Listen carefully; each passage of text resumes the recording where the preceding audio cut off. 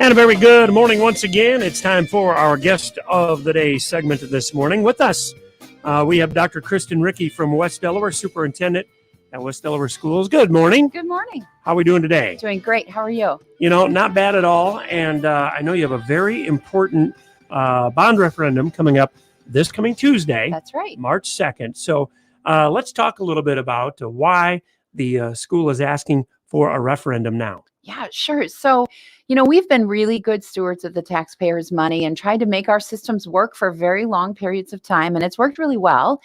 But what we are finding now is that we're at the point where some of our systems are well beyond their life capacity, and it's taking more people time and energy and money to maintain old systems. It would be much more efficient to get some new systems in place.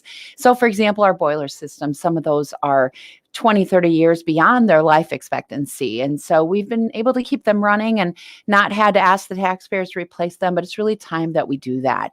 So we really need to look at some updated learning environments, infrastructure like our boiler systems, heating and cooling, air circulation, and those types of things. And it's just time now to do those projects. All right. So let's talk a little bit more in depth about what those projects all entail.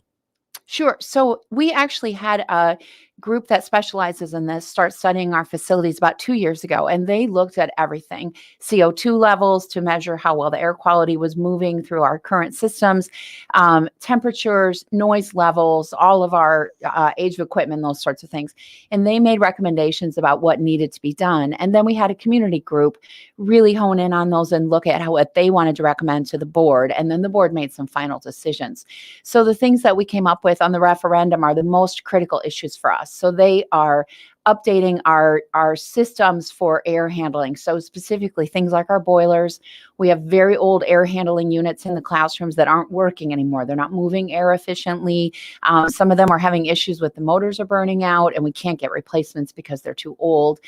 They're too noisy and they're not good for our learning environment. So we really need to update those boiler systems and the air handling, especially because the energy efficiency, we're wasting a lot of money on energy costs by using old systems that aren't very efficient anymore. So the big, really main part of it is some of those infrastructure systems.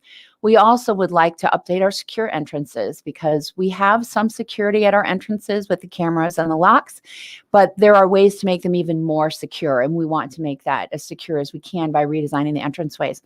And also we want to take a look at the bus drop off and pickup in front of Lambert and Middle School. It's very, very congested. We have close to 1,000 students coming in and out of there in the morning and the afternoon.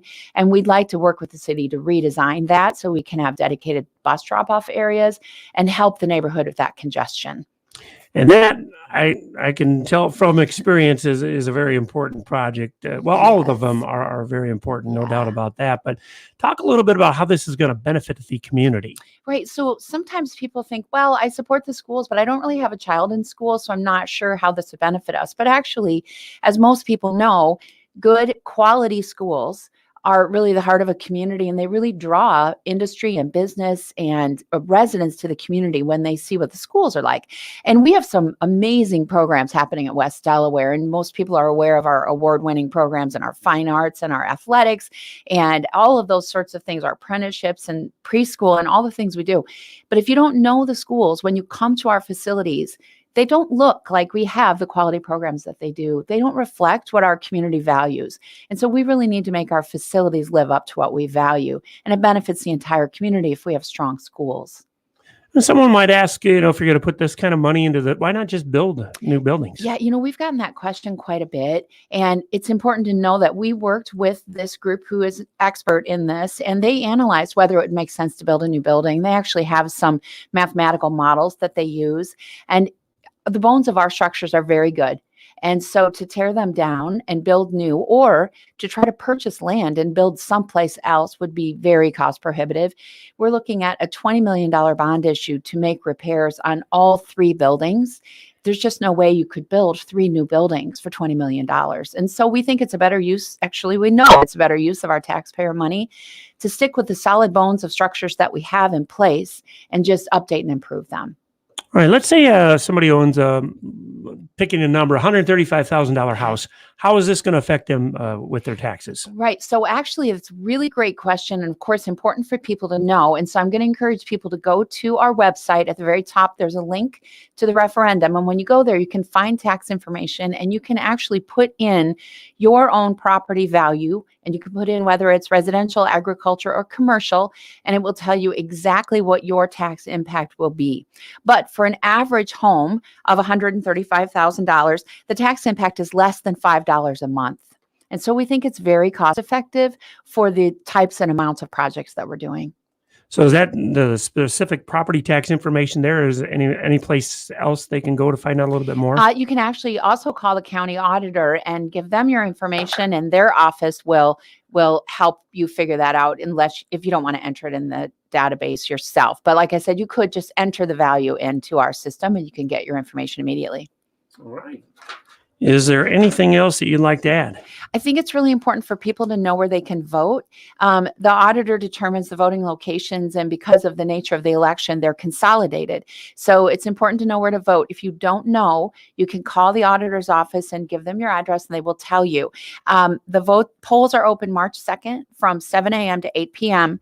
at Ryan City Hall. So if you're in the Adams or Hazel Green precincts, Dundee Community Center for Richland, Coffins Grove, and Buchanan County, Manchester Fire Station for Manchester 1, 2, and Oneida Township, and Siebert Park Memorial Hall for Manchester 3, Milo Prairie, Honey Creek Elk, and Delaware Township.